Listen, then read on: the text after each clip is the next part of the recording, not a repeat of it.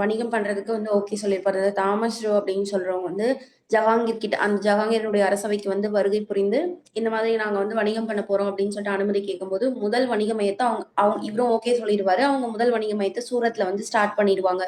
So இவர் வந்து கலை, இலக்கியம் அந்த மாரி வந்து ஆர்வமா இருக்கிறதால தோட்டக்கலை அந்த மாரி வந்து இன்ட்ரெஸ்ட் இருக்கிறதுனால, இவங்களோட ஒய்ஃபா இருக்கக்கூடிய நூர்ஜஹான் அவங்க பேர் என்னன்னா மெஹருநிசா.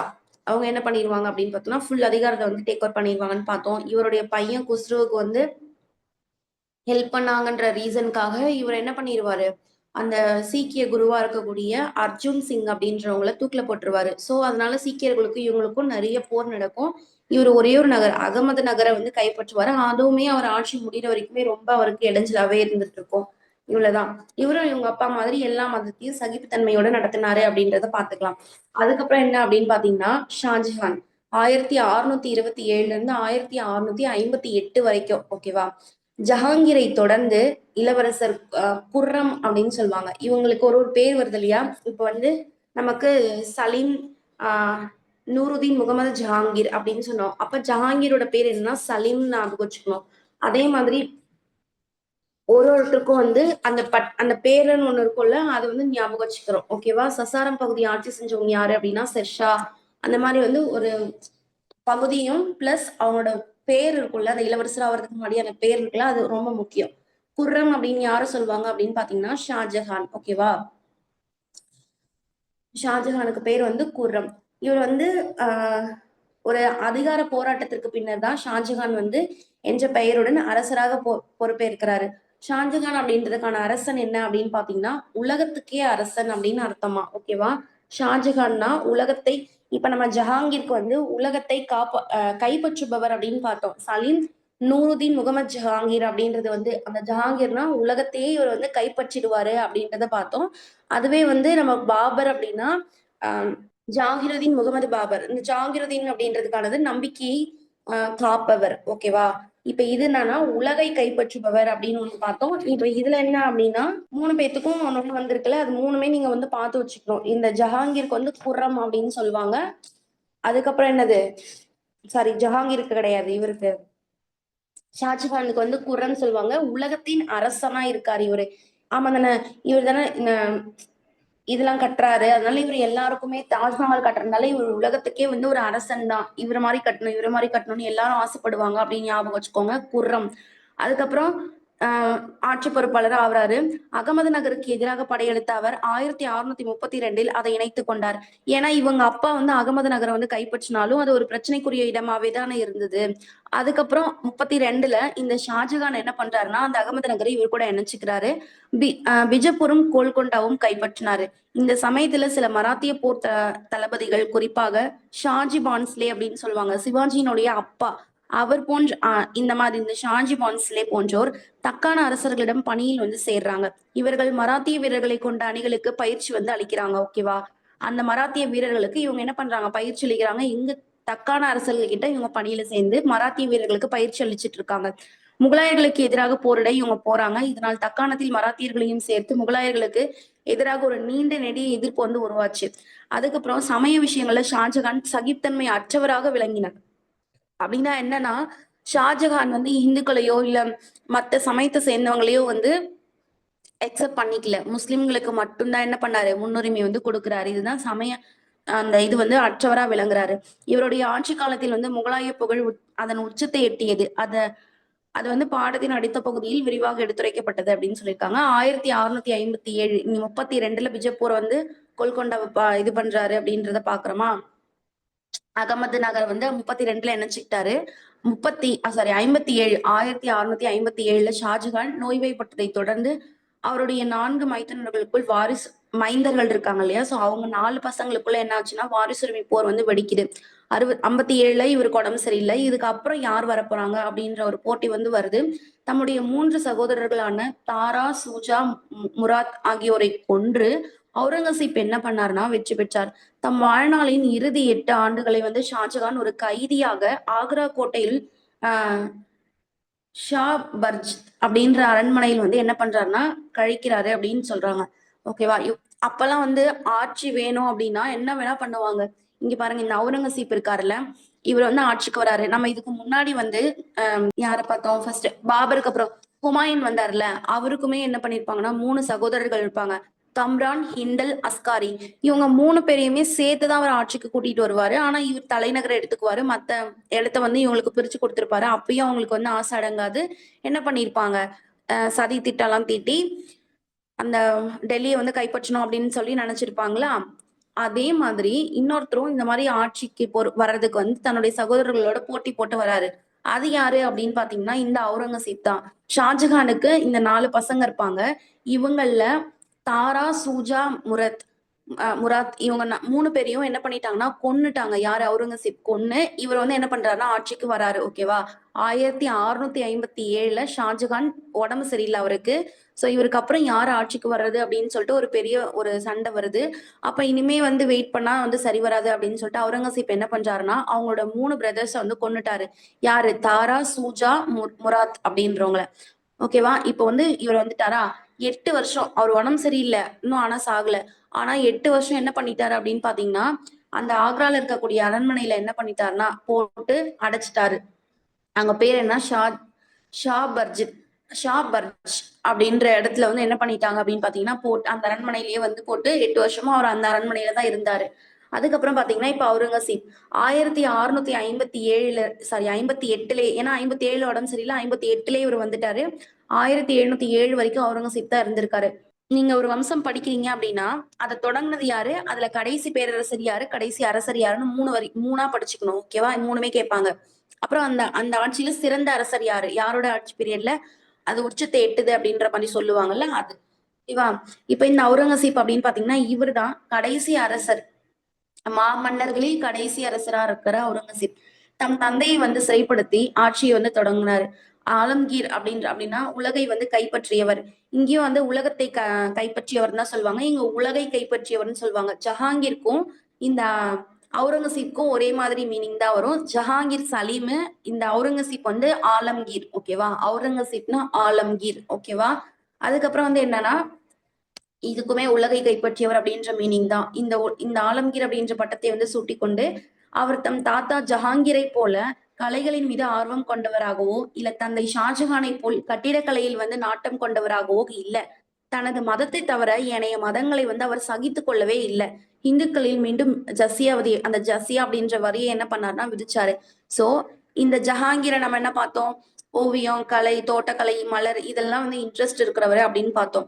ஷாஜகான் என்ன பண்ணிருக்காரு நமக்கே தெரியும். என்ன பண்ணாரு, அவர் வந்து தாஜ்மஹால் எல்லாம் கட்டியிருக்காரு இல்லையா. சோ கட்டிடக்கலையில அவருக்கு ரொம்ப ஆர்வம் ஜாஸ்தி. இந்த 2 பேர் மாதிரியுமே இந்த அவுரங்கசீப் இல்ல. என்ன பண்ணாரு, ஜஹாங்கீர் வந்து அந்த அவங்க அப்பா மாதிரி அக்பர் மாதிரி எல்லா மதத்தையும் வந்து சகிச்சு எல்லா மதத்தையும் ஈக்குவல் அப்படின்ற மாதிரி கொண்டு போனாரு. அவரோட பையன் ஷாஜஹான் வந்து ஓரளவுக்கு மத சகிப்புத்தன்மை இல்லாம தான் இருந்தாரு. அதுக்கப்புறம் வந்து அவுரங்கசீப் சுத்தமா அவருக்கு மத சகிப்புத்தன்மையே இல்ல. மத சகிப்புத்தன்மைனா அவங்களோட மதத்தை மட்டும்தான் அவங்க உயர்வா கருதுவாங்க. மத்த மதத்துக்கு எல்லாத்துக்குமே ரொம்ப வந்து ஒரு ரூடா தான் பண்ணுவாங்க. இப்போ வந்து புனித யாத்திரை எல்லாம் போவாங்கல்ல, அவங்க மேல என்ன பண்றாங்கன்னா ஜசியா வரி அப்படின்றத விதிக்கிறாங்க. இப்போ இது வந்து போட்டவங்க வந்து ஃபர்ஸ்ட் நம்ம டெல்லி சுல்தான்ல பார்ப்போம், அதை விட்டுடுங்க. இப்ப இந்த பீரியட்ல 2 வந்துட்டாங்களா. ஒண்ணு எடுத்தவங்க, ஆல்ரெடி இருந்ததை எடுத்தவங்க யாருன்னு கேட்டாங்கன்னா அக்பர். அதுக்கப்புறம் திரும்பி அதை போட்டவங்க யாருன்னு கேட்டாங்கன்னா அவுரங்கசீப். ஓகேவா. ஜெசியா வரி மீண்டும் விதித்தவர் யாருன்னு கேட்பாங்க. அது யாரு அப்படின்னு பாத்தீங்கன்னா அவுரங்கசீப் தான். இவர் வந்து ரொம்ப மதம் மதம் மதம் அந்த மாதிரி இருந்தாரு அப்படின்றத ஞாபகம் வச்சுக்கோங்க. இப்போ இந்துக்களை வந்து அரசு பணிகளில் அமர்த்துவதை இவர் தடுக்கிறாரு. அக்பர் வந்து அதெல்லாம் பண்ணாரு இல்லையா, அரசு பணிகளை வச்சிருந்தாரு இல்லையா இந்துக்களை.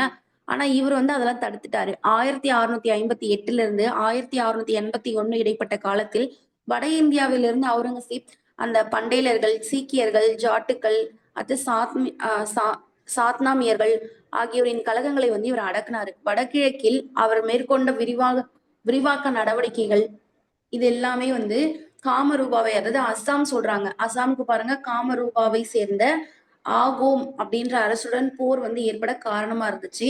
இந்த அரசர் முகலாயர்களால் பலமுறை தாக்கப்பட்டாலும் அதை முழுமையாக கட்டுக்குள் கொண்டு வர இயலவில்லை அப்படின்னு சொல்றாங்க. இந்த அஸ்ஸாமுக்கு இன்னொரு பேர் பாருங்க, காமரூபா.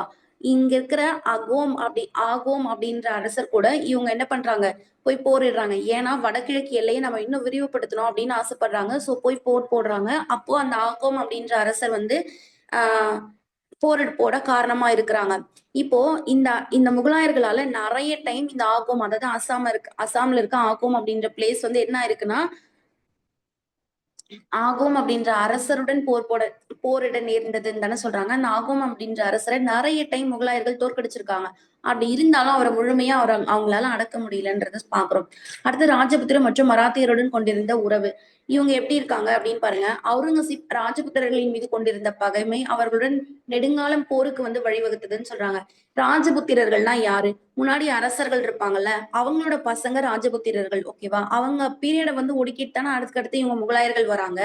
சோ இவங்க கூட வந்து அக்பர் மட்டும்தான் வந்து நெருக்கமான ஒரு உறவை வந்து மேற்கொண்டாரு. அவங்களுக்கு உயர் பதவி கொடுத்தாரு. அவங்க பொண்ணுங்களை எல்லாம் கல்யாணம் பண்ணாரு. அதுக்கப்புறம் வந்தவங்க ஓகேவா இருங்கப்பா அப்படின்ற மாதிரி விட்டுட்டாங்க. அதுக்கப்புறம் வந்து அவுரங்கசீப் வந்து சுத்தமா அவருக்கு ஷாஜகானுக்கு கொஞ்சம் தான் இல்ல, அவருக்கு அவரோட பையனா இருக்கக்கூடிய அவுரங்கசீப்க்கு சுத்தமா இல்ல. அதனால அந்த ராஜபுத்திரர்கள் கூட இவங்களுக்கு பகை ஏற்பட்டது. அது நெடுங்காலம் ஒரு போருக்கு வந்து வழிவகுத்தது அப்படின்னு சொல்றாங்க. இந்த நிலைமையை மேலும் மோசமாக்கும் வகையில் அவருடைய மகன் இளவரசர் அக்பர், இங்க பாருங்க, அவுரங்கசீப் வரைக்கும் நம்ம பார்த்தோம். என்னன்னு பார்த்தோம்? ஒரு கடைசி பேரரசர், எல்லாம் வந்து ஒரு திறமையான அரசர் அந்த மாதிரி. இங்க பாருங்க, மாமன்னர்களில் கடைசி அரசர் யாருன்னா அவுரங்கசீப். ஓகேவா? அவுரங்கசீப்க்கும் பையன் இருக்காரு. அவர் பேர் பாருங்க அக்பர்னு வச்சிருக்காரு. இளவரசர் அக்பர் வந்து அவருக்கு எதிராக கலகம் செய்ததோடு ராஜபுத்திரர்களுடன் சேர்ந்து கொண்டு இடையூறு வந்து விளைவிக்கிறாரு. தக்காணத்தில் இளவரசர் அக்பர் சிவாஜியின் மகன் சாம்பாஜியுடன் ஒப்பந்தம் ஒன்றை மேற்கொண்டிருந்தாரு. எங்க? தக்காணத்துல. சோ இதனால 1689 அவுரங்கசீப் தக்காணம் சில நேர்ந்தது. இப்ப உங்களுக்கு புரியுதா? ஏன்னா இப்போ இவர் என்ன பண்ணாரு? இவங்க அப்பாவை ஜெயில போட்டாரா, சாரி அரண்மனையில வந்து சிறை வச்சுட்டு கிட்டத்தட்ட ஒரு 7 வருஷம் 8 வருஷத்துக்கிட்ட என்ன பண்ணாரு? அவர் அரண்மனையில தானே இருந்தாரு. அவரோட தம்பி தாரா, சுஜா, முரத்து இவங்க எல்லாரையும் கொலை பண்ணிட்டு அவங்க அப்பாவை தூக்கி அரண்மனையில சிறை வச்சுட்டுதான் இவர் வந்து ஆட்சிக்கே வராரு. சோ இவருக்கு அந்த பயம் இருக்கும்ல, நம்ம பையனும் இதே மாதிரி பண்ணிடுவானோ அப்படின்னு சொல்லிட்டு இவருக்கு சுத்தமா ராஜபுத்திரர்களை பிடிக்காது. ஆனா இவன் என்ன பண்ணிட்டான்? ராஜபுத்திரர்கள் கூட சேர்ந்துட்டான். அது மட்டும் இல்லாம மராத்தியர்கள் கூடயும் சேர்ந்திருக்கான். யாரு? இளவரசர் அக்பர். இவங்க தக்காணத்துல இளவரசர் அக்பர் வந்து சிவாஜி, இதுக்கப்புறம் வந்து நம்ம ஒரு மராத்தியர்கள் படிப்போம். அதோட ஸ்டார்டிங் வந்து சிவாஜி தானே. அவரோட பையன் வந்து சாம்பாஜி. ஓகேவா? இந்த அக்பர் வந்து சாம்பாஜி கூட சேர்ந்து என்ன பண்ணுவாங்க அப்படின்னு பாத்தீங்கன்னா ஒப்பந்தம் வந்து மேற்கொள்றாங்க. இது தெரிஞ்சுக்கிட்ட இவரு தக்காணத்துக்கு போலாம், இது அப்படின்னு நம்ம சாதாரணமா விடக்கூடாது அப்படின்னு சொல்லிட்டு கிளம்பி போறாரு. 1689 வந்து போறாரு. ஓகேவா? அதுக்கப்புறம் வந்து என்னாச்சு அப்படின்னு பாருங்க. தக்காணத்தில் அவுரங்கசீப் வந்து பிஜப்பூர் கோல்கொண்ட அரசுகளை வந்து பணிய வைத்தார். இப்ப தக்காணத்துக்கு போறாரா, போற வழியில போரிட்டு என்ன பண்றாரு அப்படின்னு பாத்தீங்கன்னா பிஜப்பூர், கோல்கொண்டா இந்த அரசுகளை வந்து கைப்பற்றுறாரு. தமக்கென ஒரு நாட்டை உருவாக்கி கொண்ட சிவாஜி 1674 தம்மை மராத்திய நாட்டின் பேரரசராக அறிவிக்கிறாரு. 1674 தென்மேற்கின் சிவாஜி எழுச்சியை வந்து அவுரங்கசீப்பால் தடுக்க இயலவில்லை. ஏன்னா அவருக்கு வயசும் ஆயிருச்சு, பிளஸ் இவங்க பையனை பார்க்க இங்க வந்துட்டாரா. அந்த டைம்ல சிவாஜி என்ன பண்ணிட்டாருன்னா அந்த இடத்துல தன்னுடைய நாட்டை வந்து விரிவுபடுத்திட்டு இருக்காரு. 1674 இப்ப தென்மேற்குல இந்த மாதிரி போயிட்டு இருக்கு அப்படின்றது அவுரங்கசீப்க்கு தெரிஞ்சாலும் சிவாஜியை தடுக்கிறதுக்கு இவரால முடியல. ஆனால் அவரால் வந்து சிவாஜியின் மைந்தனான பட்டத்து இளவரசர் சாம்பாஜியை கைது செய்து சித்திரவதை செய்து கொல்ல முடிந்தது அப்படின்னு சொல்றாங்க. ஏன்? தக்காணத்துல தானே சாம்பாஜியும் அக்பரும் அதாவது அந்த இளவரசர் அக்பரும் ஒன்னா இருக்கிறாங்க. இவங்க 2 பேரும் சேர்ந்துதான் சரி திட்டம் தீர்த்துறாங்க அப்படின்னு சொல்லிட்டு என்ன பண்ணாங்க? தக்காணத்துக்கு வந்தாங்க. தென்மேற்குல அவங்க அப்பா வந்து ஆட்சி விரிவு பண்ணிட்டு இருந்தாலும் இந்த இடத்துல அவங்க பையன் இருக்காங்க. யாரு? சாம்பாஜி. அதனால சிவாஜியினுடைய பையன் சாம்பாஜி என்ன பண்ணிட்டாங்கன்னா சித்திரவதை பண்ணி கொன்னுட்டாங்க. தன்னுடைய 96வது வயதுல 1707 வந்து என்ன பண்ணாங்கன்னா மரணத்தை வந்து தழுவுகின்ற வரை அவுரங்கசீப் தக்காணத்திலேயே தங்கிட்டாரு. அவங்க பையனுக்காக 1689 தக்காணம் வந்த இளவரசர், அதாவது இளவரசர் கிடையாது, இந்த அவுரங்கசீப் வந்து கிட்டத்தட்ட அவர் இறக்குற வரைக்குமே 1707 வரைக்குமே என்ன பண்ணிட்டாருன்னா தக்காணத்திலேயே தங்கிட்டாரு. ஏன்னா பிஜப்பூர், கோல்கொண்டா இதெல்லாமே வந்து கைப்பற்றிட்டாரு. சோ அங்கேயுமே வந்து மேற்கு சைட்ல பாத்தீங்கன்னா 1674 என்னாச்சு? அவர் வந்து சிவாஜி வந்து என்ன பண்றாருன்னா மத்த பிளேஸ் எல்லாம் கைப்பற்ற ஆரம்பிச்சுட்டாரா. சோ அவன் இங்கே இருந்து தங்கிக்கலான்ற மாதிரி அவரால் என்ன பண்ண போக முடியல. தக்காணத்திலேயே வந்து தங்கி இருந்தார் 1707 வரைக்கும். அதுக்கப்புறமா வந்து அவுரங்கசீப்பினுடைய ஆட்சி இறுதி கட்டத்தில் ஆங்கிலேயர்களின் மதராஸ், கல்கத்தா, பம்பாய் ஆகிய இடங்களில் வந்து தங்கள் வணிக மையங்களை வலுவாக வந்து நிறுவியிருந்தாங்க. பிரெஞ்சுக்காரர்கள் தங்களுடைய முதன்மை வணிக மையத்தை வந்து பாண்டிச்சேரியில நிறுவனாங்க. இப்போ இவங்க பிரெஞ்சு பாண்டியில நிறுவியிருக்காங்களா? சூரத்ல நிறுவனவங்க யாரு?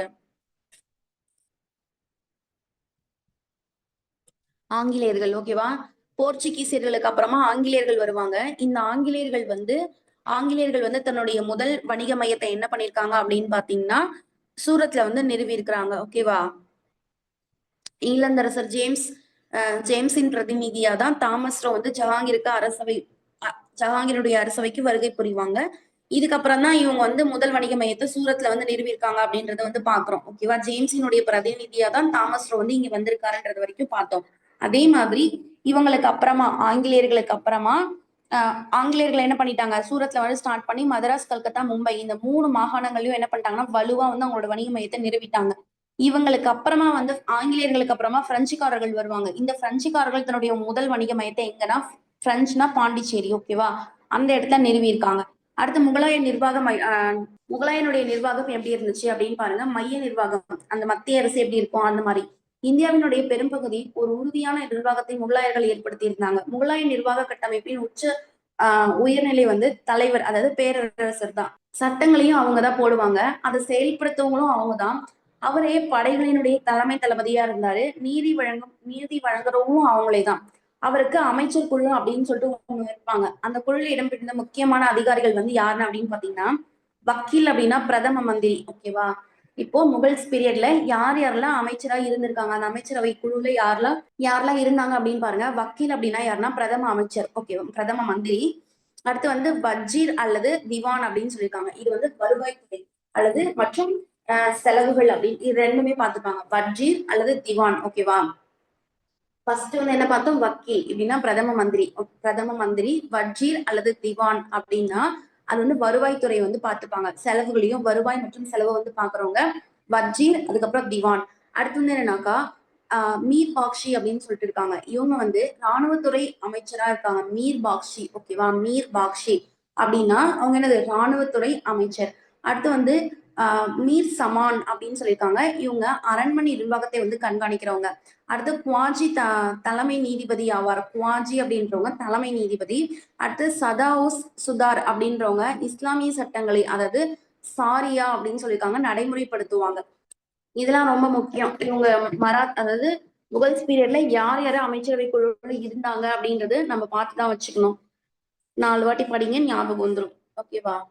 தலைமை நீதிபதி, அதுக்கப்புறம் வந்து சுதார் அப்படின்றவங்க இஸ்லாமிய சட்டங்களை போடுறவங்க அப்படிங்கறது பாக்குறோம்.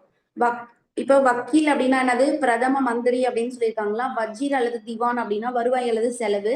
மீர் பாக்ஷி அப்படின்னா ராணுவத்துறை. மீர் சமான் அப்படின்றது வந்து என்ன அப்படின்னா அந்த அரண்மனையை நிர்வாகம் பண்ணுவாங்க. ஓகேவா? சமான். அதுக்கப்புறம் இப்போ அரண்மனை வந்து அங்கங்க மேடு பள்ளமா இருக்கு, அதெல்லாம் சமன்படுத்துவாங்கன்னு ஞாபகம் வச்சுக்கோங்க. ராணுவத்துக்கு வந்து போறவங்க கிட்ட எல்லாம் நீங்க வந்து பாக்கி எல்லாம் வச்சுக்க கூடாது. ஏதாவது நீங்க பழி வாங்குற மாதிரி ஏதாவது பாக்கி வச்சுக்கிட்டீங்கன்னா அவங்க வந்து போயிட்டு ராணுவத்துக்கு போயிட்டு நம்மள வந்து பழி வாங்கிடுவாங்கன்னு ஞாபகம் வச்சுக்கோங்க. சோ மீர் பாக்ஷி அப்படின்னா ராணுவம். மீர் சமான் அப்படின்னா அரண்மனையை சேர்ந்தது, அரண்மனையை வந்து நிர்வாகம் பண்றவங்க. அடுத்து வந்து குவாஜி அப்படின்னா தலைமை நீதிபதி. நீங்க வந்து தலைமை நீதிபதி, அதாவது நீதிபதி கிட்ட போயிட்டு குவான்னு கத்துனா கூட அவர் வந்து என்ன பண்ணுவாரு, அவருடைய கடமை தான் செய்வாரு. ஓகேவா? சோ குவாஜி அப்படின்னா தலைமை நீதிபதி.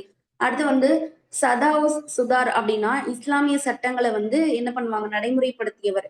இஸ்லாமிய சட்டங்களை நடைமுறைப்படுத்தியவர் யாருன்னா சதா உஸ் சுதார். கொஞ்சம் பெரிய பேரா இருக்கு. பிளஸ் சதானா சாதாரணமா கிடையாது. ஓகேவா? நீங்க உஸ்ன்னு சட்டம் போட்டா கூட வந்து சுதாரிச்சிருவாங்க இஸ்லாமிய சட்டங்களை பொறுத்த வரைக்கும் அப்படின்னு ஞாபகம் வச்சுக்கோங்க. இஸ்லாமிய சட்டங்கள் வந்து ரொம்ப சாதாரணமா இருக்காது. ஓகேவா? நீங்க உஸ்ன்னு சட்டம் போட்டா கூட அவங்க வந்து சுதாரிச்சிருவாங்க அப்படின்னு ஞாபகம் வச்சுக்கோங்க. சோ சதா சுதார் அப்படின்னா இஸ்லாமிய சட்டங்களை வந்து நடைமுறைப்படுத்துறவங்க. இப்ப என்னென்ன பார்த்தோம், வக்கீல் அப்படின்னா யாரு, பிரதம மந்திரி. ஓகேவா? இப்ப எப்படி ஞாபகம் வச்சுக்கிறீங்கன்னா அரசருக்கு ஏதாவது டவுட் இருந்துச்சுன்னா மந்திரி தான் என்ன பண்ணுவாரு, போய் அதை கிளாரிஃபை பண்ணுவாரா. அப்போ அவங்க பேர் வக்கீல். இப்ப இந்த டைம்ல யாரா இருப்பாங்க, ஜட்ஜி வந்து உட்கார்ந்து இருப்பாரா, அப்ப வக்கீல் தானே போய் வாதாடி நியாயம் வாங்கி தருவாங்க. அந்த மாதிரி ஞாபகம் வச்சுக்கோங்க. அப்போ வக்கீல்னா பிரதம மந்திரி. அதுக்கப்புறம் வஜீர் அல்லது திவான். வஜீர்னா வச்சுக்கோங்க வரவுன்னு ஞாபகம் வச்சுக்கோங்க. திவான் கஜானா அது காலி ஆயிடுச்சுன்னு சொல்லுவாங்களா, திவால் ஆயிடுச்சு அப்படின்னு ஞாபகம் வச்சுக்கோங்க. திவால் ஆயிடுச்சு அப்படின்னு ஞாபகம் வச்சுக்கோங்க. வஜீர் அப்படின்னா வரவு. திவான் அப்படின்னா திவான்னா செலவாயிடுச்சு, எல்லாமே திவால் ஆயிடுச்சு அப்படின்னு ஞாபகம் வச்சுக்கோங்க. சோ வஜீர் அல்லது திவான் அப்படின்னா வருவாய்த்துறை மற்றும் செலவு பத்தி பேசுவாங்க. மீர் பாக்கி யாருக்கு வச்சுக்க கூடாது, ராணுவத்துல இருக்கவங்க கிட்ட வச்சுக்க கூடாது. மீர் சமான் அப்படின்னா என்னது, சமன் பண்ணுவாங்க எதை, அரண்மனை அந்த நிர்வாகத்தை. அதுக்கப்புறம் குவாஜி அப்படின்னா யாரு? தலைமை நீதிபதி. அதுக்கப்புறம் சதா உஸ் சுதார் அப்படின்னா யாரு? இஸ்லாமிய சட்டங்களை நடைமுறைப்படுத்துறவங்க. ஓகேவா? இன்னொரு வாட்டி நல்லா ஞாபகப்படுத்தி பாருங்க, உங்களுக்கு கரெக்டா வந்துடும். அடுத்து பாருங்க, மாகாண நிர்வாகம். பேரரசு பல சுபாக்களாக பிரிவாங்க. அதாவது மாகாணங்கள் எது மாநிலங்களா பிரிப்பாங்க. ஓகேவா? பேரரசு சுபாக்களா பிரிப்பாங்க. ஒவ்வொரு சுபாவும் சுபேதார் என்னும் அதிகாரியின் கட்டுப்பாட்டில் இருந்தது. ஃபர்ஸ்ட் பேரரசு இருக்கும், அதை சுபாவா பிரிப்பாங்க. அந்த சுபா சுபேதார் கட்டுப்பாட்டுல இருக்கும். அதுக்கப்புறமா ஒவ்வொரு சுபாவும் சர்க்கார்களாக, அதாவது மாவட்டங்களாக என்னப்படுதுன்னா பிரிக்கப்படுது. அதுக்கப்புறம் சர்க்கார்கள் பர்கானாக்களாக பிரிக்கப்படுகின்றன. பல கிராமங்கள் உள்ளடக்கிய பிரிவே பர்கானா அப்படின்றத சொல்றாங்க. ஓகேவா? அப்ப ஃபர்ஸ்ட் பேரரசு இருக்கும், அதை சுபா அப்படின்னு பிரிப்பாங்க. அந்த சுபாவை சுபேதார் பார்த்துப்பாங்க. அதுக்கப்புறம் அதை வந்து சர்க்காரா பிரிப்பாங்க. அந்த சர்க்காரை பர்கானாவா பிரிப்பாங்க. அந்த பர்கானானா என்ன அப்படின்னா, பல கிராமங்களை வந்து ஒன்றிணைந்ததுதான் பர்கானா அப்படின்றத ஞாபகம் வச்சுக்கணும். இந்த ஆர்டர் ரொம்ப ரொம்ப முக்கியம். முகலாயர் பீரியட்ல யார் யாரு அமைச்சரவையில் இருந்தாங்கன்னு கேட்கறதுக்கு வாய்ப்பு இருக்கு. முகலாயர் பீரியட்ல அந்த அரசாட்சி எப்படி நடத்தினாங்க, என்ன மாதிரி பிரிச்சிருந்தாங்க அப்படின்றதும் ரொம்ப ரொம்ப முக்கியம். ஓகேவா? சோ இந்த ஆர்டர் ரொம்ப முக்கியம், ஞாபகம் வச்சுக்கணும். என்னது? ஃபர்ஸ்ட் பேரரசு இருப்பாங்க, அவங்க கீழே வந்து யாரு? சுபாக்களா பிரிச்சிருப்பாங்க. அது வந்து சுபேதார் ஆட்சி செய்வாங்க. அதுக்கப்புறம் அதை வந்து சர்க்கார்களா பிரிப்பாங்க. அந்த சுபாவை அந்த சர்க்கார்களை பர்கானாவா பிரிப்பாங்க. பர்கானானா என்னன்னா, பல கிராமங்கள் வந்து உள்ளடக்கிய பிரிவு. அவ்வளவுதான். அதுக்கப்புறம் உள்ளாட்சி நிர்வாகம் எப்படி இருந்தது அப்படின்னு பாத்துங்க. நகரங்களும் பெருநகரங்களும் கொத்தவால் என்னும் அதிகாரியால் நிர்வகிக்கப்பட்டது. இங்க பாருங்க, உள்ளாட்சி வந்து பொறுத்த வரைக்கும் முகல்ஸ்ல நகரங்கள் பெருநகரங்கள் இருக்கு இல்லையா, இத கொத்தவால் அப்படின்ற ஒரு அதிகாரியை நிர்வாகம் பண்ணிருக்காங்க. கொத்தவால் அப்படின்னா சட்ட ஒழுங்கை வந்து பராமரிப்பவர். ஓகேவா? நம்ம இந்த இடத்துல பாருங்க, சட்டம் ஒழுங்குக்கு யாருமே பார்க்கல. வக்கீல் அப்படின்றவங்க பிரதம மந்திரியா இருப்பாங்க. வஜ்ஜி திவான் வந்து வருவாய்த்துறை செலவை பார்த்துப்பாங்க. மீர் பாக்ஷினா ராணுவத்துறை, மீர் சமான் அப்படின்னா அரண்மனை, அதுக்கப்புறம் அது குவாஜினா தலைமை நீதிபதி, அதுக்கப்புறம் வந்து சதாவுஸ் சுதார் அப்படின்றவங்க வந்து இஸ்லாமிய சட்டங்களை நிறைவேற்றவங்க. அப்ப யார் தான் உங்களுக்கு வந்து சட்டம் ஒழுங்கு யார் பாதுகாப்பாங்க அப்படின்னு கேட்டாங்கன்னா, அது வந்து கொத்தவால். இவங்கதான் என்ன பண்ணிருக்காங்கன்னா, நகரங்களையும் பெருநகரங்களையும் வந்து முகல்ஸ் பீரியட்ல பார்த்திருக்காங்க. ஓகேவா? இப்போ கிராம நிர்வாகம் கிராம பஞ்சாயத்துகளிடம், அதாவது முறைப்படுத்தப்படாத கிராம அளவிலான நீதி வழங்கும் அமைப்புகள், அதுதான் கிராம பஞ்சாயத்தா அப்ப இருந்துச்சு, வழங்கப்பட்டு இருந்தது. பஞ்சாயத்துகள் வந்து உறுப்பினர்களின் தீர்ப்புகளை வந்து என்ன, பஞ்சாயத்து உறுப்பினர்கள் தான் தீர்ப்புகளை வந்து வழங்கிட்டு இருந்தாங்க. அது கிராமப்புற உள்ளாட்சி நிர்வாகம், அதாவது நகரங்களும் பெருநகரங்களும் யாருன்னா டைரக்டா வந்து எல்லாரும் அவங்களே பார்த்துப்பாங்க. அந்த கொத்தவால் அப்படின்றவங்க மூலயமா சட்ட ஒழுங்கு பாதுகாத்துட்டு இருந்தாங்க. இதுவே கிராம பீரியட் அப்படின்னு பாத்தீங்கன்னா, உள்ளாட்சி அரசாங்கம் மாதிரி ஏற்படுத்தி அங்க இருக்கிற அந்த தலைவர்களே என்ன பண்ணுவாங்கன்னா அவங்களுக்கு நீதி வழங்கிப்பாங்க. அதுக்கடுத்து பாருங்க, படை நிர்வாகம். முகலாய ராணுவமானது காலாட்படை, குதிரைப்படை, யானைப்படை, பீரங்கிப்படை ஆகிய பிரிவுகளை கொண்டிருந்தன. அரசர் நன்கு பயிற்சிவிக்கப்பட்ட சிறப்பு வாய்ந்த ஆயுதங்களை ஏந்திய எண்ணிக்கையிலும் அதிகமான பாதுகாப்பு வீரர்களையும் அரண்மனை காவலர்களையும் இவங்க வந்து இப்ப நாங்க பராமரிச்சுட்டு வந்தாங்க. அடுத்து மன்சப்தாரி முறை, ரொம்ப முக்கியம். ஓகேவா? மன்சப்தாரி முறைனா ரொம்ப ரொம்ப முக்கியம். நீங்க பாருங்க, மன்சப்தாரி முறையை வந்து அக்பர் தான் அறிமுகம் செய்யறாரு. ஓகேவா? இந்த முறையின் கீழ் பிரபுக்கள், ராணுவ அதிகாரிகள், குடிமைப்பணி அதிகாரிகள் எல்லாருமே பணியில வந்து ஒன்று சேர்க்கப்பட்டு ஒரே பணியாக மாற்றப்பட்டுச்சு. இந்த பணியில ஒவ்வொருவரும் ஒரு மன்சப் அப்படின்னு சொல்ற படிநிலை அந்தஸ்து வந்து வருவாங்க. அப்படியான தகுதியை வந்து பெற்றவர் மன்சப்தார் ஆவார். மன்சப்தார் வந்து சாட் சவார் என்னும் இரு விஷயங்களை வந்து என்ன பண்ணாங்கன்னா விடயங்களை வந்து சார்ந்திருந்தாங்க. சாட் என்பது அவரது தகுதியை வந்து குறிப்பதாகும். சவார் அப்படின்றது மன்சப்தார் பராமரிக்க வேண்டிய குதிரைகள். சாட் அப்படின்னா என்னது? அவருடைய தகுதி. சவார் அப்படின்றது அவருடைய குதிரை, எவ்வளவு குதிரையை அவர் வந்து பராமரிப்பாரு, அதுதான். இப்போ குதிரை வீரர்களின் எண்ணிக்கையை வந்து குறிப்பது அப்படின்றத பார்த்துட்டோமா? குதிரைகள் மற்றும் குதிரை வீரர்களை இவர் இத்தனை குதிரையும் குதிரை வீரர்களையும் இவர் பராமரிக்கணும் அப்படின்னு சொல்லிட்டு சவார்ல சொல்லுவாங்க. சாட் அப்படின்னா அவருடைய தகுதி. அதுக்கப்புறம் மன்சப்தாரினுடைய ஊதியமானது அவரால் வந்து பராமரிக்கப்படும் குதிரைகளின் எண்ணிக்கையை பொறுத்தது அப்படின்னு சொல்றாங்க. 10 குதிரையில இருந்து 10,000 குதிரை வரைக்கும் ஒருத்தர்கிட்ட கொடுத்திருக்காங்க. ஓகேவா? இந்த மன்சப்தார்களுக்கு வந்து உயர்ந்த ஊதியம் வந்து வழங்கியிருக்காங்க. ஊதியம் பெறுவதற்கு முன்னர் நடைபெறும் வந்து மேற்பார்வையின் போது மன்சப்தார் தனது குதிரையின் வீரர்களை வந்து காட்சிப்படுத்த வேண்டும். குதிரை வீரர்களை காட்சிப்படுத்துவாங்க. அந்த திருட்டை வந்து தவிர்ப்பதற்காக குதிரைகளுக்கு முத்திரை இடும் முறை வந்து பின்பற்றப்பட்டது. மன்சப்தாரால் பராமரிக்கப்படும் குதிரைகளை அரசர் தனது விருப்பத்தின்படி பயன்படுத்தலாம். அக்பருடைய ஆட்சி காலத்தில் அந்த மன்சப்தார் பதவி பரம்பரை உரிமை சார்ந்ததா கிடையாது. அதுக்கப்புறம் வந்தவங்க அது பரம்பரை உரிமை சார்ந்ததா ஒரு பணியா மாத்திட்டாங்க. ஓகேவா? சாட் அப்படின்ற ஒரு தகுதியை கொடுத்து அதுக்கப்புறம் சவார் அப்படின்ற முறையில குதிரைகளையும் குதிரை வீரர்களையும் அவங்களுக்கு கொடுப்பாங்க. இத்தனை குதிரை வீரர்களை அவங்க வந்து பராமரிக்கணும் அப்படின்னு சொல்லிருப்பாங்க. ஒருத்தவங்களுக்கு 10ல இருந்து 10,000 வரைக்கும் கூட குதிரை வீரர்களை கொடுப்பாங்க. அவங்களுக்கு சேலரி கொடுக்கும்போது என்ன பண்ணணும்னா அந்த குதிரை வீரர்களை வந்து காட்சிப்படுத்தணும். அவங்க எப்படி வேணா யூஸ் பண்ணிக்கலாம். ஓகேவா? இப்ப குதிரைகளை சம்டைம்ஸ் திருடிட்டு போயிருவாங்கல்ல. அதுக்காக அந்த குதிரைகளுக்கு முத்திரையிடும் முறை வந்து வழக்கத்துல இருந்துச்சு. இந்த டைம்ல இப்ப இந்த அக்பர் தானே இது ஸ்டார்டிங்ல ஏற்படுத்துறாரு. இவர் ஏற்படுத்தும் போது இது வந்து பரம்பரை சார்ந்த ஒரு முறை. மன்சப்தாரா இப்ப நான் இருக்கேன்னா, அதுக்கப்புறம் என் பசங்க இருப்பாங்க. அதுக்கப்புறம் அவங்க பசங்க இருப்பாங்க. அப்படி கிடையாது. யார் தகுதியா இருப்பாங்களோ அவங்களுக்கு தான் இந்த உரிமையை வந்து குடுத்துட்டு இருந்தாங்க. ஆனா இவருக்கு அப்புறம் இந்த அக்பரோட பீரியடுக்கு அப்புறமா அது வந்து ஒரு ஒரு பரம்பரை ஒரு உரிமையா வந்து மாறிடுச்சு அப்படின்னு சொல்லியிருக்காங்க.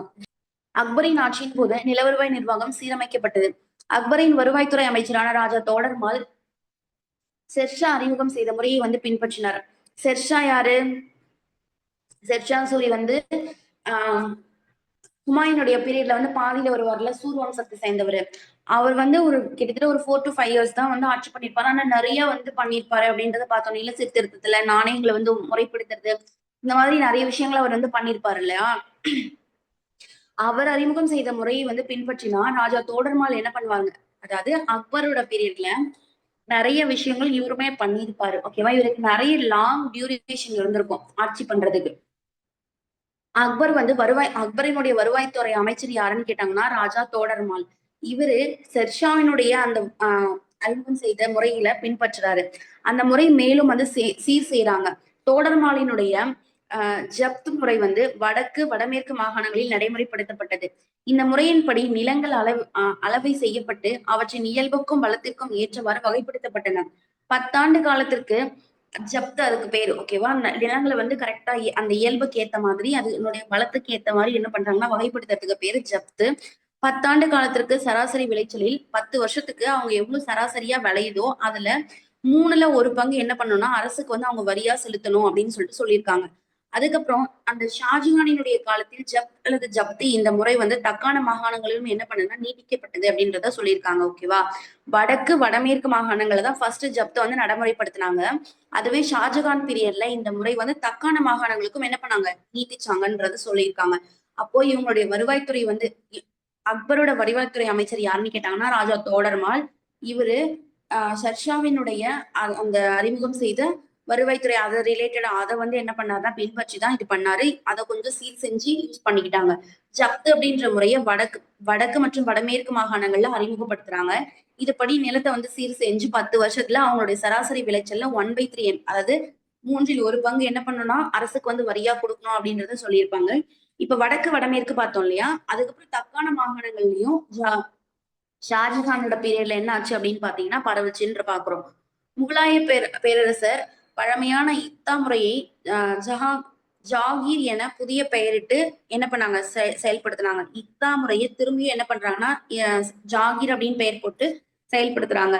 நில உரிமை ஒப்பந்த காலமுறை டெல்லி சுல்தானின் காலத்திற்கு வந்து வளர்த்தெடுக்கப்பட்டதாகும். இந்த முறையின் கீழ் குறிப்பிட்ட ஒரு பகுதியில் நிலவரி வசூல் செய்யவும் பொறுப்பை அந்த பகுதியை நிர்வகிக்கும் பொறுப்பும் இராணுவ அல்லது சிவில் அதிகாரி ஒருவரிடம் ஒப்படைக்கப்பட்டது. அவருடைய தற்போதைய பெயர் வந்து ஜாகிர்தார் அப்படின்னு சொல்றாங்க. இப்போ இந்த ஜமீன்தார் ஜாகிர்தார் அப்படின்லாம் பார்ப்போம்ல, இங்க பாருங்க. இந்த முறை வந்து ஒரு நிலம் இருக்கும், அதோடைய வரியை வந்து வசூலிச்சு அரசர்கிட்ட வந்து செலுத்தணும். அதுக்கு ஒருத்தரை நியமிக்கிறாங்க. அது யாருன்னா அவங்க வந்து ராணுவம் இல்ல சிவில் அதிகாரி யாராவது ஒருத்தர் இருப்பாங்க. அவங்க கிட்ட கொடுத்து இந்த மாதிரி வசூலிக்க சொல்லுவாங்க. அதுக்கு இப்ப இருக்க பேர் வந்து ஜாகீர்தார் அப்படின்னு சொல்றாங்க.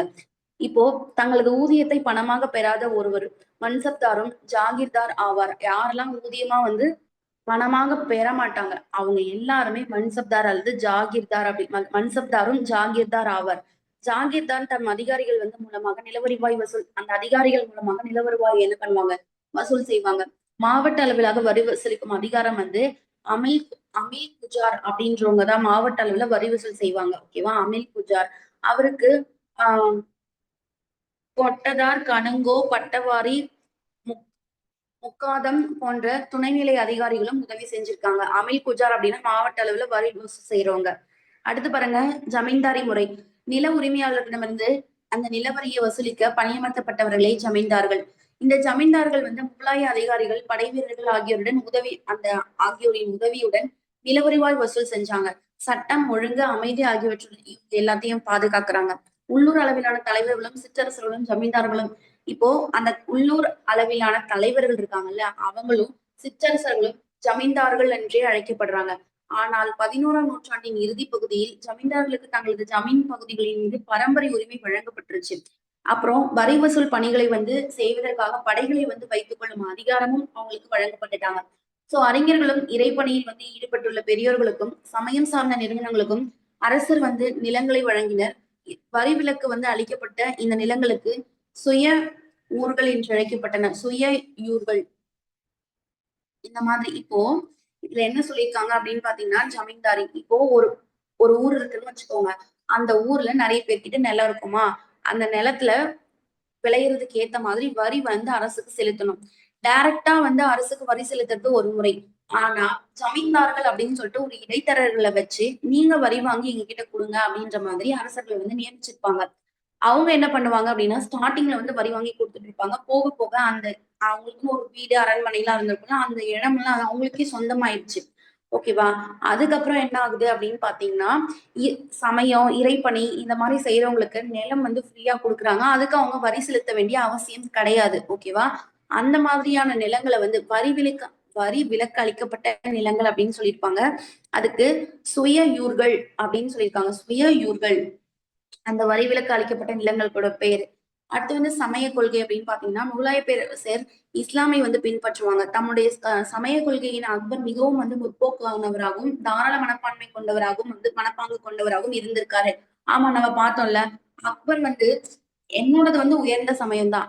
ஆனா நான் மத்தவங்களையும் மதிப்பேன் அப்படின்ற மாதிரி இருந்தாரு இல்லையா? சோ அவர் வந்து ஒரு நல்ல ஒரு முற்போக்கு சிந்தனை கொண்டவரா வாழ்ந்திருக்காரு.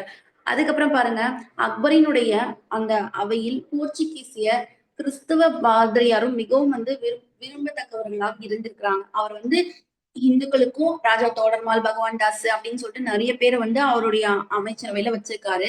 அது மட்டும் இல்லாம கிறிஸ்டியனா இருக்கக்கூடிய போர்ச்சுகீசிய கிறிஸ்தவ பாதிரியார் ஒருத்தவரும் ரொம்ப ஒரு விரும்பத்தக்கவரா அவர் அவையில இருந்திருக்காரு.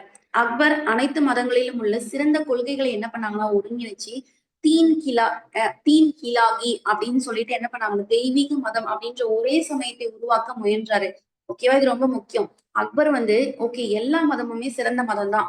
அதுல ஒரு சிறந்த கருத்து இருக்கும்ல, அதை எல்லாத்தையும் எடுத்து உம் இலாகி அப்படின்னு சொல்லிட்டு தீன் இலாகி அப்படின்னா தெய்வீக மதம்னு அர்த்தம். ஓகேவா? தீன் இலாகி அப்படின்றது உருவாக்க அவர் முயற்சி செஞ்சாரு.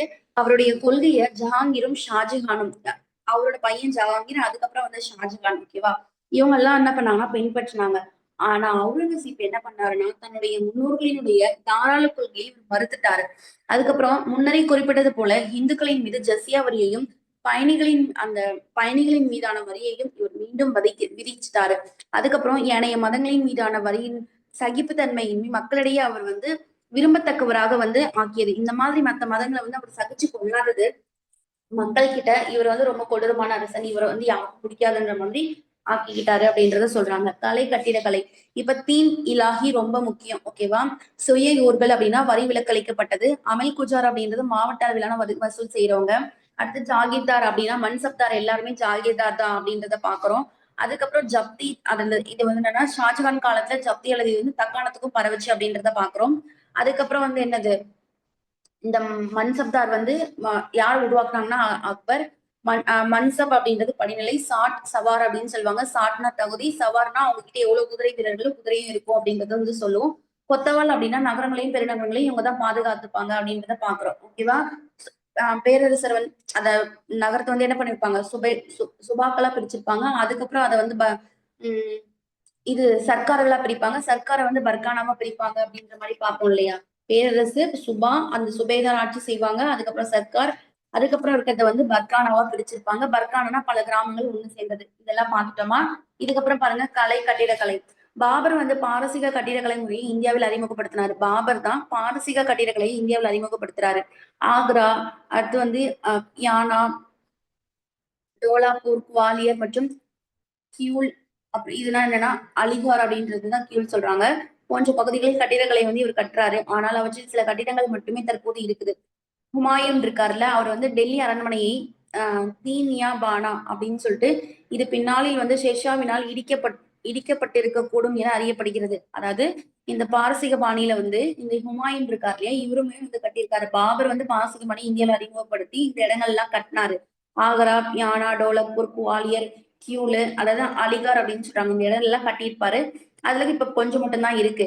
அதுக்கப்புறம் வந்து ஹுமாயூனும் டெல்லி அரண்மனை கட்டியிருக்காரு. அதுக்கப்புறம் வந்து தீன் பானா அப்படின்ற ரெண்டுத்தையும் கட்டியிருக்காரா. சோ இந்த தீன் பானான்னு சொல்லுவாங்கல்ல, இந்த அரண்மனை, டெல்லி அரண்மனைய, இது வந்து ஷெர்ஷா வந்தாருல, அவரால் மேபி எரிக்கப்பட்டிருக்கலாம் அப்படின்றத சொல்லியிருக்காங்க. இந்த இடத்தில் வந்து ஷெர்ஷா புராண கிலாவை வந்து கட்டியிருக்காரு. ரொம்ப ரொம்ப முக்கியம். ஓகேவா?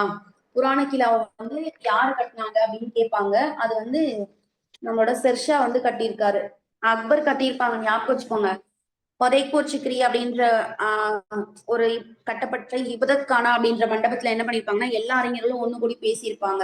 தீன் இலாஹினா தெய்வீக மதம் அர்த்தம். அதை எல்லாரும் வந்து ஆதரிச்சிருப்பாங்க. யார் ரெண்டு பேரும் ஆதரிச்சிருப்பாங்க. ஜஹாங்கீரும் ஷாஜகானும் ஓகே இருக்கட்டும் தீன் இலாஹி அப்படின்னு விட்டுட்டு இருப்பாங்க. ஆனா அவுரங்கசீப் அதை வந்து கண்டுக்க மாட்டாரு. அதை இது பண்ணி விட்டுருவாரு. சோ இங்க பாருங்க, தீன் இ பானா அப்படின்றது பின்னாட்கள்ல ஷெர்ஷாவால் இடிக்கப்பட்டிருக்கும். இந்த இடத்துல அவர் புராண கிலாவை கட்டியிருக்காரு. ஷெர்ஷாவினுடைய ஆட்சி காலத்தில் கட்டப்பட்ட மிக முக்கியமான நினைவு சின்னம் வந்து பீகாரில் வந்து சசரம் என்னும் இடத்தில் அமைந்துள்ள இந்த கல்லறை மடமாகும். அந்த புராண கிலா வந்து ஷெர்ஷா ரொம்ப ரொம்ப முக்கியம். சசாரம் அவரோட பிறந்த இடத்துல என்ன பண்ணியிருக்காரு, கல்லறை மடம் தான் இந்த புராண கிலா. அடுத்து வந்து திவான் இ காஸ், திவான் இ அம், அடுத்து பஞ்ச் மஹல்.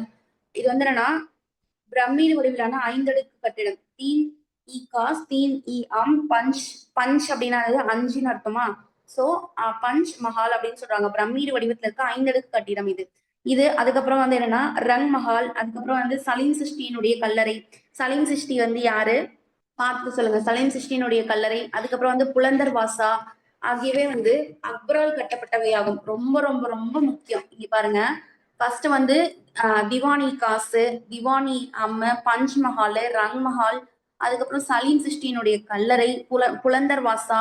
இதுக்கு முன்னாடி வந்து பதைப்பூர் சிக்ரி பார்த்தோம். அதுக்கப்புறம் புலந்தர் வாசா. புராண கிலா மட்டும்தான் யாரு அப்படின்னு பாத்தீங்கன்னா நம்மளோட ஷெர்ஷா வருவாரு. புலந்தர் வாசா அப்படின்னு வந்துச்சுன்னா அக்பர்.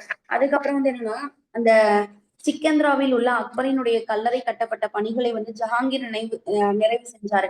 இவர் வந்து நல்லா சொன்னல, அவங்கவுங்களுக்கான கல்லறையை அவங்கவுங்களே கட்டிப்பாங்க. சிக்கந்திரா அப்படின்ற பிளேஸ்ல வந்து அக்பர் அவரோட கல்லறை கட்டியிருப்பாரு. அதை நிறைவு செஞ்சு யாருன்னா அவருடைய பையன் ஜஹாங்கீர். ஓகேவா? அதுக்கப்புறம் வந்து என்ன அப்படின்னா, மேலும் ஆக்ராவில் நூர்ஜஹானின் தந்தையான இமத் உத் தௌலாவினுடைய கல்லறையும் இவர் கட்டுறாரு. யாரு? ஜஹாங்கீர். ஜஹாங்கீருக்கு கலை, கட்டிடக்கலை இதுலதானே ஆர்வம் ஜாஸ்தின்றத பார்த்துட்டு வந்தோம்.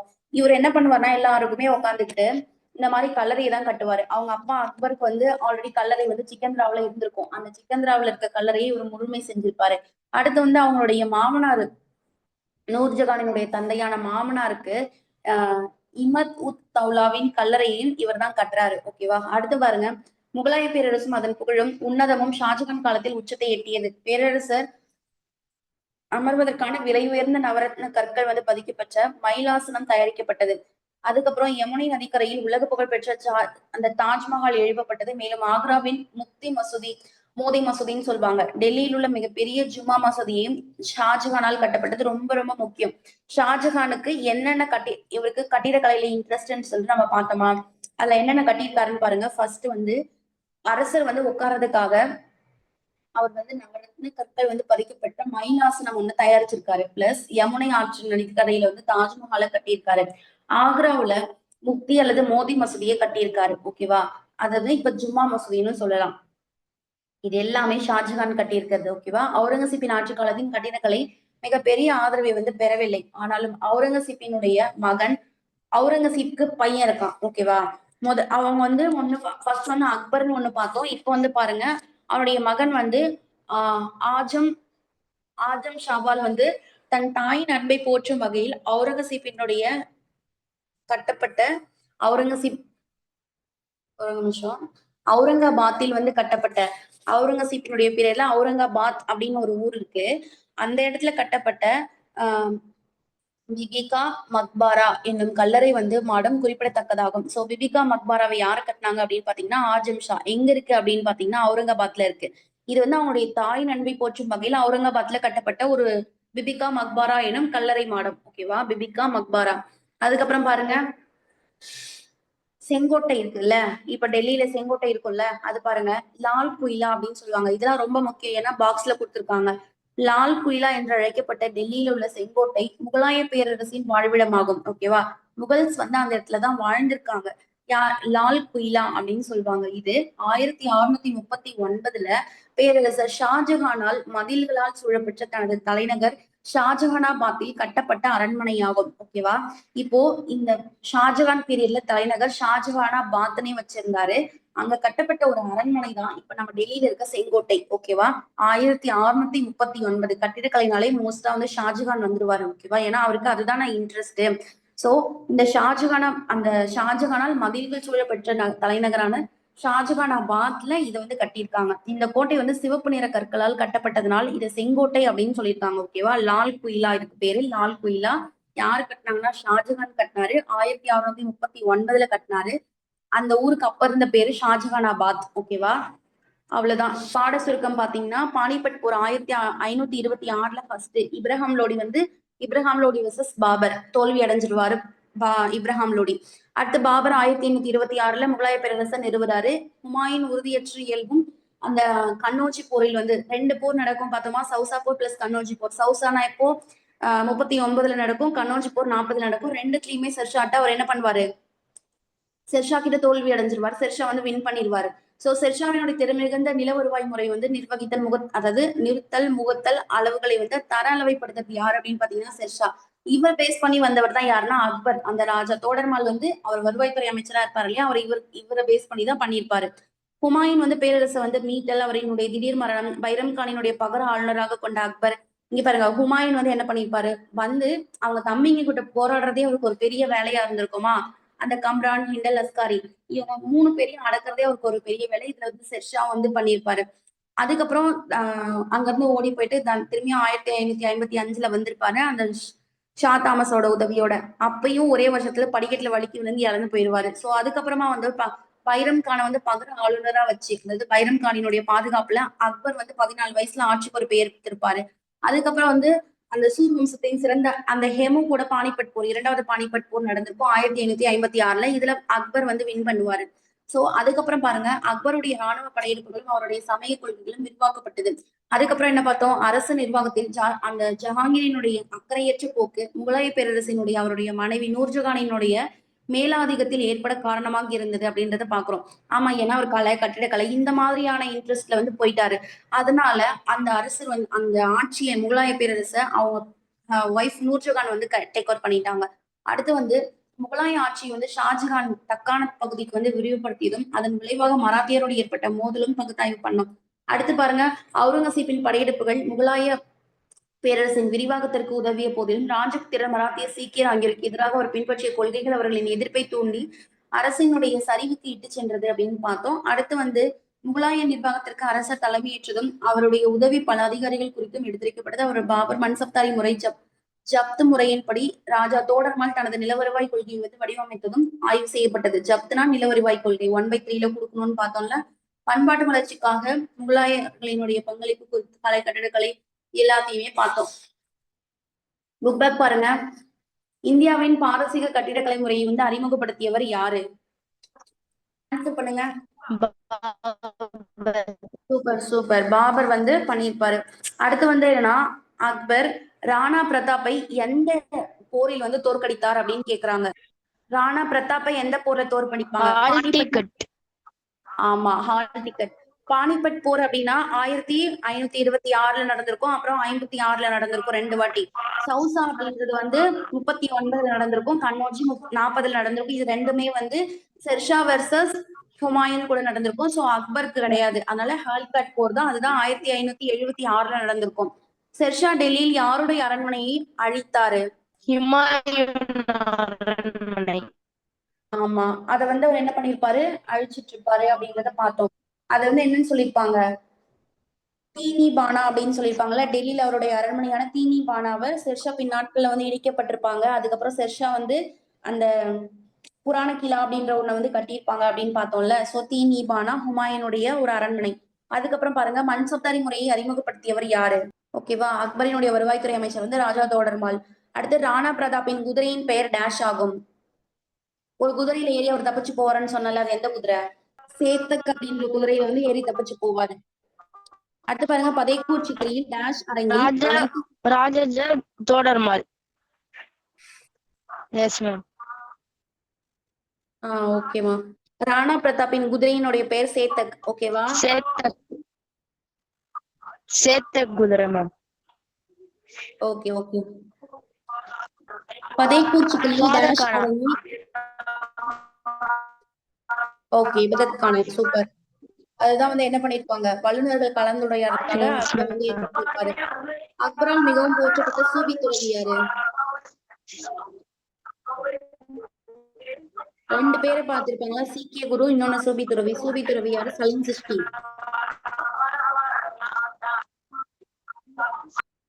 என் வாய்ஸ் கேக்குதா?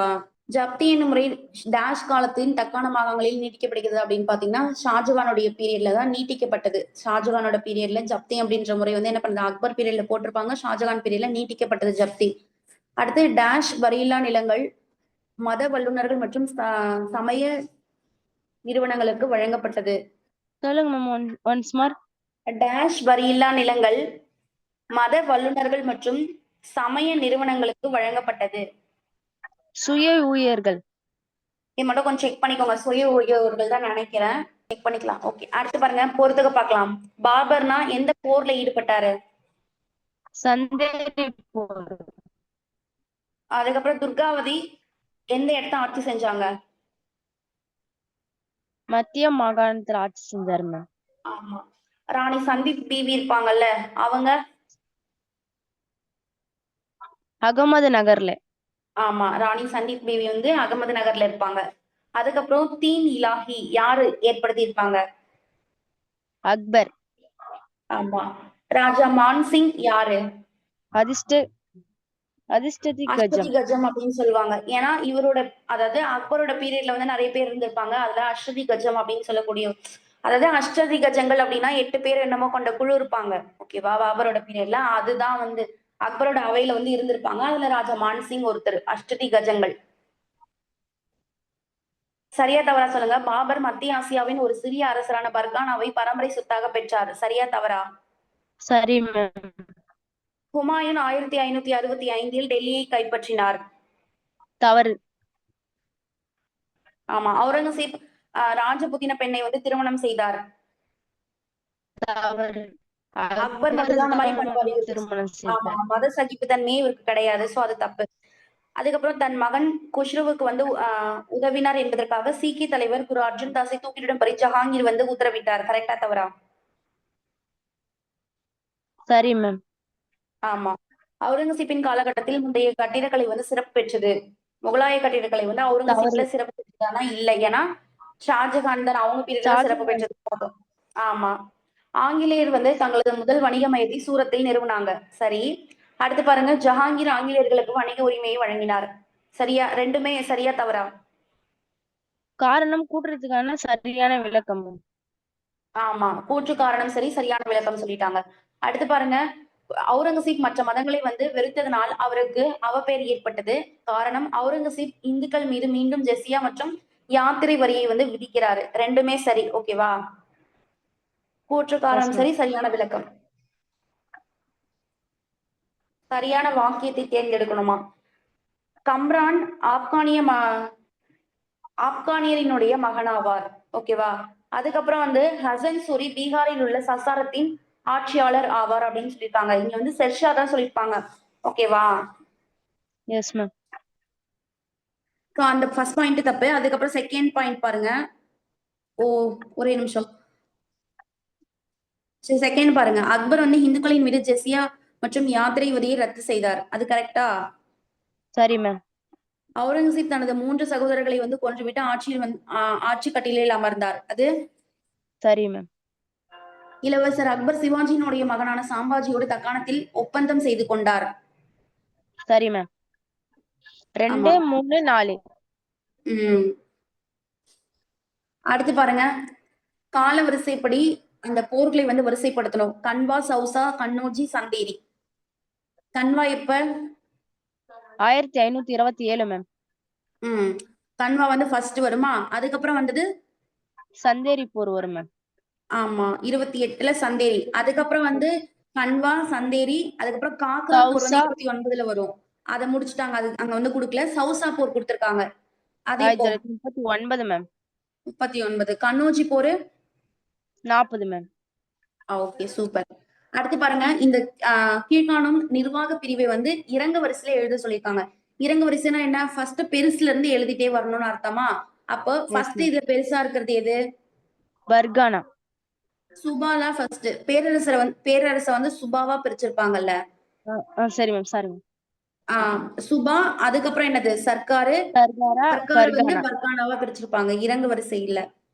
எழுதணும். Okay ma'am. ஓகேவா? அதுக்கப்புறம் பாருங்க, தந்தை மகன். அக்பரோட பையன் யாரு? அக்பரோட ஐஷாங்கி. பையன் யாரு? ஐஷாங்கி. ஜஹாங்கீர். ஷெர்ஷான்றவங்க வந்து யாருமே கிடையாது. ஓகேவா? ஷெர்ஷா அப்படின்றவங்க வேற ஒரு வம்சத்தை சேர்ந்தவங்க. இடையில வந்து முகலாயரோட பீரியட்ல ஆட்சியை புடிச்சு கொஞ்ச நாள் ஆட்சி செஞ்சிருப்பாங்க. அவ்வளவுதான். அக்பர் அப்படின்னா ஜஹாங்கீர். அக்பரோட பையன் வந்து ஜஹாங்கீர். ஓகேவா? அதுக்கப்புறம் ஓகே மேம். தௌலத் கான் லோடி. அவரோட பையன் வந்து யாருன்னா தில்வார் திலாவர் கான். கான். ஆமா. ஹசன் சூரி. இவரோட பையன் தான் ஷெர்ஷா. பாபர் வந்து அவரோட பையன் வந்து ஹுமாயூன். அடுத்து ஹுமாயூன். உதய் சிங். ஆமா. ராணா ராணா பிரதாப். உதய் ஆமா. ராணா உதய் சிங் பார்த்திருப்போம். அதுக்கு வந்து ராணா பிரதாப். அவ்வளவுதான். Okay ma'am. Okay ma'am. Ma'am நாளைக்கு தேங்க்யூ. 11th புக் நடத்துவீங்களா மேம்? 11th புக்ல பார்க்கலாம். அப்படி இல்லைன்னா 7th இன்னொரு லெசன் இருக்குல்ல. எது மேம்? சொன்னீங்கன்னா நாங்க ரிவிஷன் பண்ணிட்டு வருவோம் மேம். 7th வந்து லெசன் நேம் வந்து என்னன்னா